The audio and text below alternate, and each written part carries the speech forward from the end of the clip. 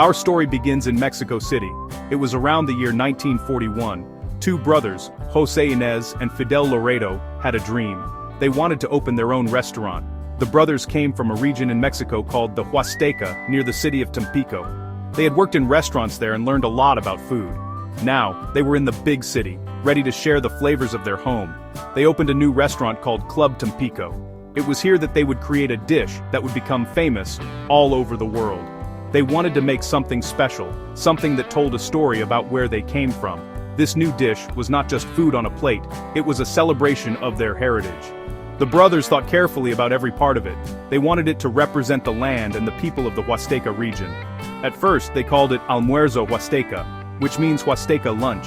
This name showed everyone exactly what the meal was about. It was a taste of their home, served on a platter. They worked hard to perfect the recipe. They knew that if they made something truly unique and meaningful, people would love it. And they were right. Their creation would soon take on a life of its own. The dish quickly became popular at Club Tampico. People in Mexico City had never seen anything quite like it. It was a full meal that was both delicious and beautiful to look at. The brothers' hard work was paying off. Their restaurant became a well-known spot. The story of the two brothers from Tampico and their special lunch spread through the city. They had successfully brought the spirit of their home region to the capital.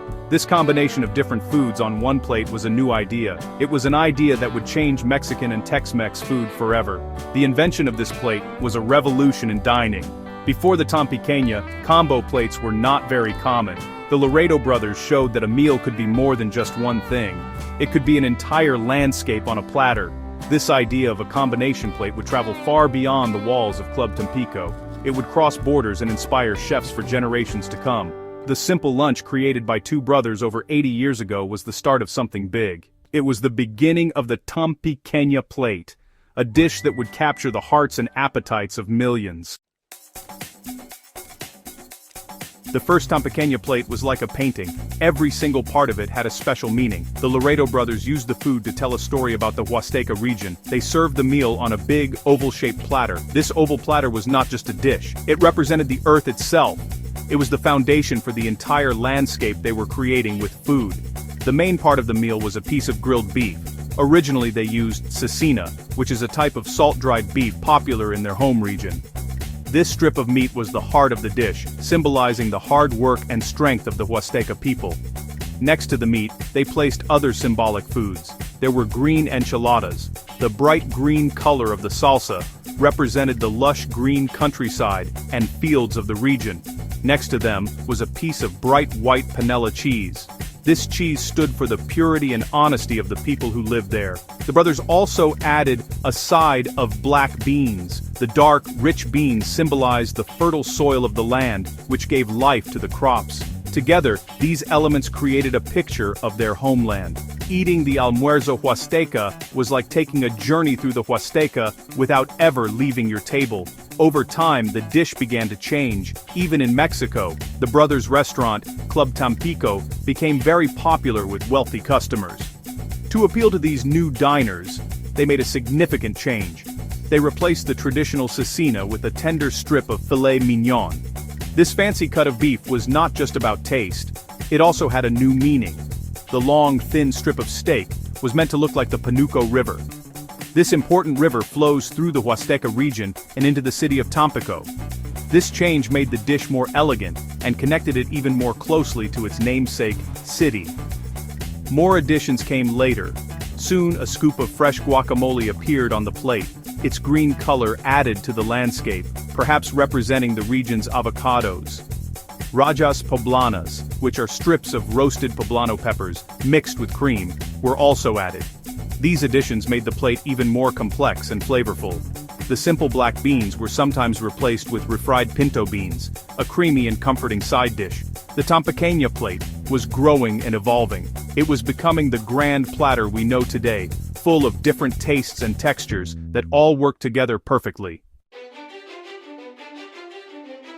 Like many wonderful things from Mexico, the Tampiqueña plate eventually crossed the border into Texas. As it traveled north, it began to change even more. In Texas, the dish became part of the growing Tex-Mex food tradition. Tex-Mex cooking is all about mixing flavors and creating new, exciting combinations. The Tampiqueña plate was a perfect fit. It was already a combination plate, so Texas chefs felt free to adapt it to their own tastes and the tastes of their customers. The dish became less of a strict recipe and more of an idea. It was a blueprint for a hearty and satisfying meal. In Texas, the Tampiqueña lost some of its original symbolism. Not everyone knew the story of the Panuco River or the Huasteca countryside. Instead, the plate became known as a fantastic combo meal. The only things that almost always stayed the same were the steak, at least one enchilada, and a side of guacamole. Everything else was open to change. The dish often appeared on menus under sections like combinations or especialidades de la casa, which means specialties of the house.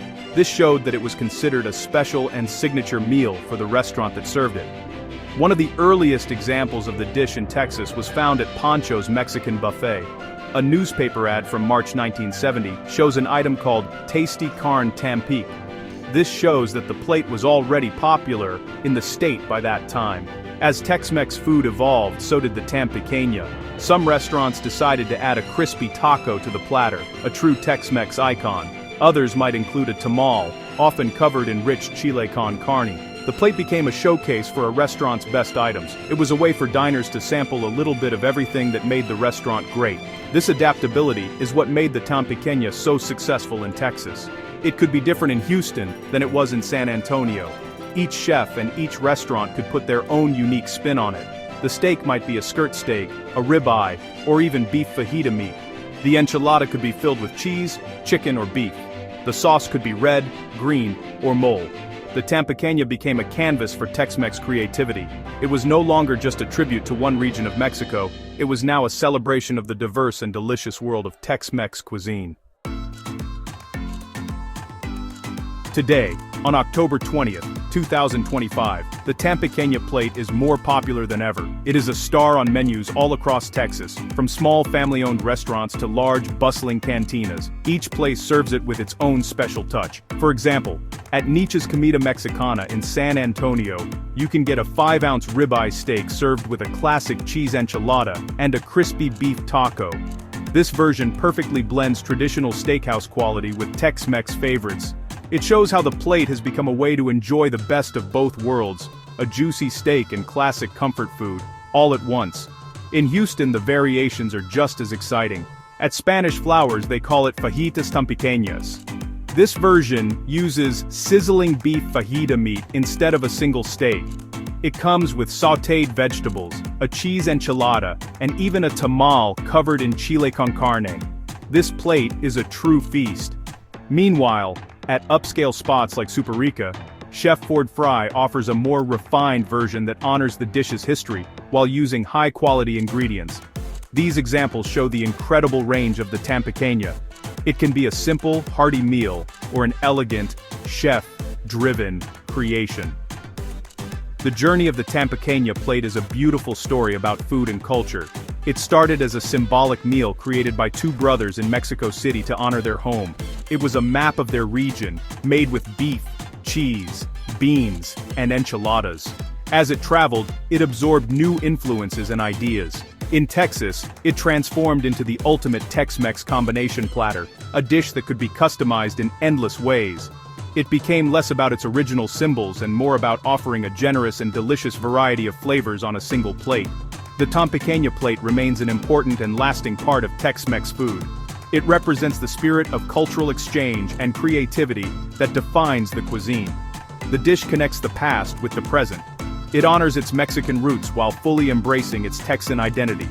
Whether you're enjoying a classic version in San Antonio or a modern twist in Houston, you are tasting a piece of history. The Tampiqueña is more than just a meal. It is a delicious revolution on a platter, and its story is still being written in kitchens all across Texas and beyond.